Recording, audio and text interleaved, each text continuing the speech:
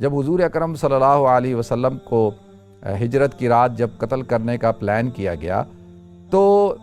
صرف بنو ہاشم کو چھوڑ کر سب کو جو ہے کہا کہ شامل کیا جائے۔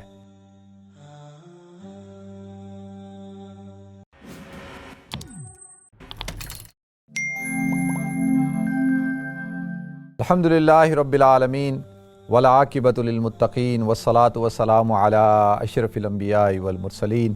وعلی آلہ وصحبہ اجمعین،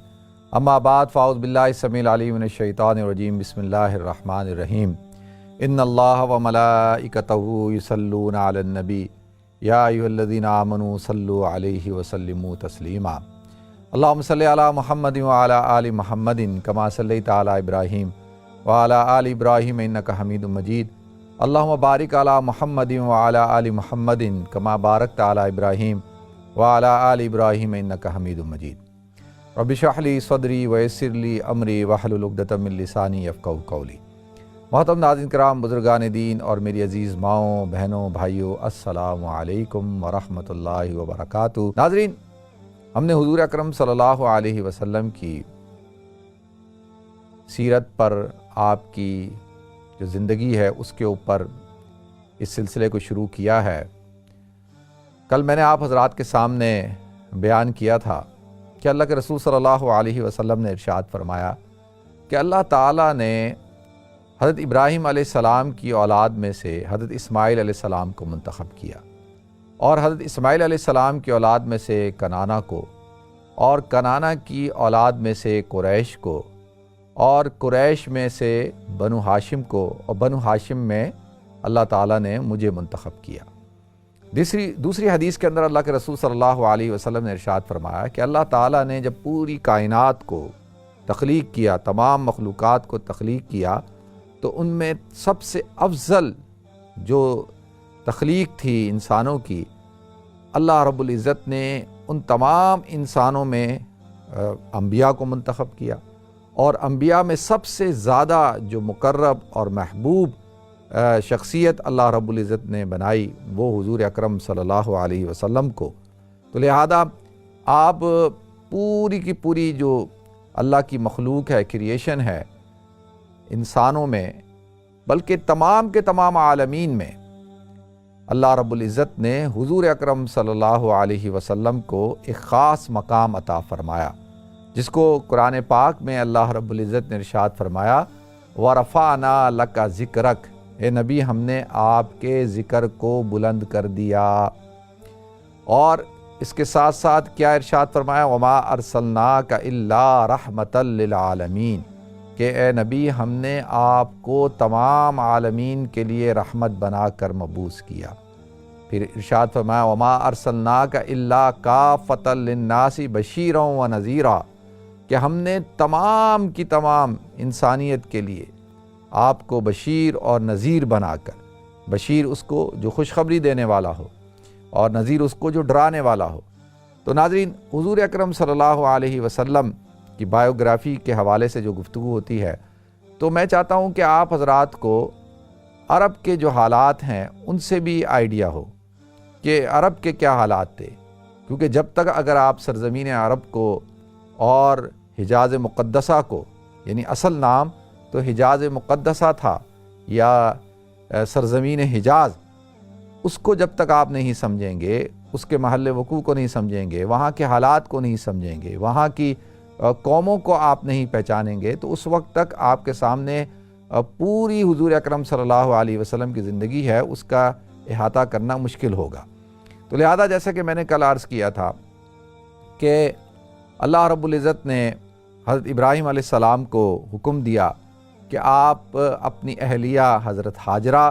اور اپنے صاحبزادے حضرت اسماعیل کو مکہ کے اندر لے جا کر آباد کریں، اور آپ نے وہاں جا کر ان کو آباد کیا، اور پھر حکم ہوا کہ پھر آپ وہاں سے واپس آ جائیں۔ اب دیکھیں کہ کہا کہ ان کو وہاں چھوڑنا ہے اور آپ نے وہاں نہیں رہنا۔ دیکھیں یہ بہت بڑی آزمائش تھی۔ جب ہم حضرت ابراہیم علیہ السلام کا تذکرہ کرتے ہیں نا کہ اللہ تعالیٰ نے ان کو ایک مقام عطا فرمایا، اور اللہ تعالیٰ نے ان کو جو اعزاز عطا فرمایا کہ ان کی ایک شخصیت کو پوری کی پوری ملت قرار دیا، تو لہٰذا اس حوالے سے کہ جب انہوں نے وہاں ان کو آباد کیا یہ اور اپنے بچے کو اپنی اہلیہ کو چھوڑا، یہ بہت بڑی آزمائش تھی۔ تو لہٰذا ناظرین اب سلسلے کو آگے لے کر چلتے ہیں۔ جیسا کہ میں نے عرض کیا تھا، کل بیان کر دیا تھا کہ حضرت اسماعیل علیہ السلام کی پھر شادی مزاج جو قبیلہ بنو جرہم کا سردار تھا اس کی بیٹی سے ہوئی، اور اسے اللہ رب العزت نے حضرت اسماعیل علیہ السلام کو 12 بیٹے عطا کیے، اور ان 12 میں سے 10 تو بالکل گمنامی کی دنیا میں چلے گئے اور ان کا تو کہیں تذکرہ نہیں ملتا، لیکن 2 بیٹے نابت اور کیدار ان کا تذکرہ ضرور ملتا ہے ہسٹری کے اندر بھی۔ نابت اور ان کی جو نسل تھی، اولاد تھی، وہ ساری ہجرت کر کے مائیگریٹ کر کے یہ جو آج کا جو جارڈن ہے یہاں پر آباد ہو گئی تھی، اور پیٹرا کے اندر جو پہاڑ ہیں اور وہ جو سرنگیں ہیں اور انہوں نے پہاڑوں کو تراش کے جو مکان بنائے تھے وہاں پر آج بھی ان کی باقیات موجود ہیں، ان کو نیابتون کہا جاتا ہے۔ تو لہذا وہ وہاں جا کے آباد ہو گئے، اور حضرت اسماعیل علیہ السلام کے دوسرے صاحبزادے تھے کیدار، اور ان کی جو نسل ہے ناظرین اس میں سے 2 افراد بڑے اہم ہیں، ایک کا نام ہے عدنان اور ایک کا نام ہے معد، جو ان کے صاحبزادے ہیں۔ اور یہ جو عدنان ہیں انہوں نے سرداری کو قائم کیا، یہ مکہ کے سردار تھے، اور اس کے بعد جب ان کے بیٹے معد بنے تو اس زمانے کے اندر ناظرین ایک بادشاہ تھا بابل کا، بخت نصر، اس نے حملہ کیا، اور اس حملے کے نتیجے کے اندر ان حضرات کو مکہ چھوڑنا پڑا، اور یہ مکہ چھوڑ کر سرزمین شام گئے، وہاں سے کچھ عرصہ رہنے کے بعد یمن کے ایریے کے اندر چلے گئے اور وہاں جا کر آباد ہو گئے۔ تو ناظرین کچھ عرصے تک وہاں پہ آباد رہے۔ اب یہاں پہ تو آپ اس سلسلے کو روکیں کہ کس طریقے سے یہ دوبارہ آئے، کیونکہ قبیلہ بنو جرہم جو تھا ان کا کنٹرول تھا، اور کس طریقے سے پھر چلتا رہا، اور پھر حضرت اسماعیل علیہ السلام کے جو صاحبزادے تھے کیدار، ان کے صاحبزادے عدنان، پھر آگے جو ہے سلسلہ چلتا رہا معاد۔ اب دوبارہ سے جب واپسی ہوئی ہے ان حضرات کی، کہ جب بخت نصر نے آپ حضرات کو میں نے پہلے کئی دفعہ بتایا ہے کہ اس نے 587 قبل مسیح جب فلسطین پہ حملہ کیا، اور وہاں پر جو ہمارے نزدیک تو مسجد ہے اور ان کے نزدیک جو ٹیمپل تھا ہیکل سلیمانی، اس کو نقصان پہنچایا، اس کو نیست و نابود کیا، اور یہودیوں کو قتل کیا، اور وہاں سے جلا وطن کیا، اپنے ساتھ بھی بہت سارے یہودیوں کو لے گیا۔ اور جس وقت میں وہاں پر یہ ساری صورتحال کھڑی ہوئی ہے، تو ناظرین یہی وہ موقع تھا کہ جس موقع کے اوپر یہ حضرات جو یہود تھے یہ وہاں سے نکلے ہیں سرزمین شام سے،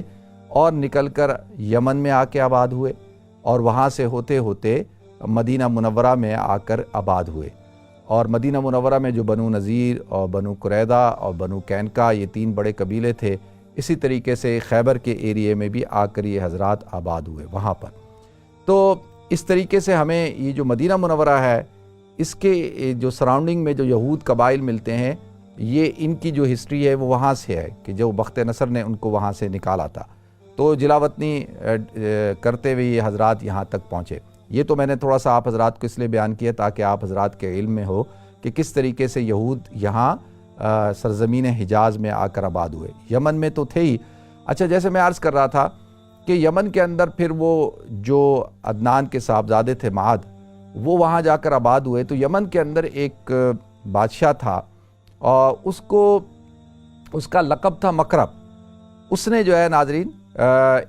جو عرب، میں نے جیسے آپ کو بیان کیا تھا نا کہ جو عرب مستعربہ ہیں ان کے جد اعلیٰ تو حضرت ابراہیم علیہ السلام ہے، لیکن جو عرب مستعربہ، عرب عاربہ جو ہیں، یہ سارے جا کے آباد ہو گئے تھے یمن کے اندر۔ تو انہوں نے وہاں پر ایک بہت بڑی سویلائزیشن کریٹ کی، حکومت قائم کی، اور جو ہم ان کو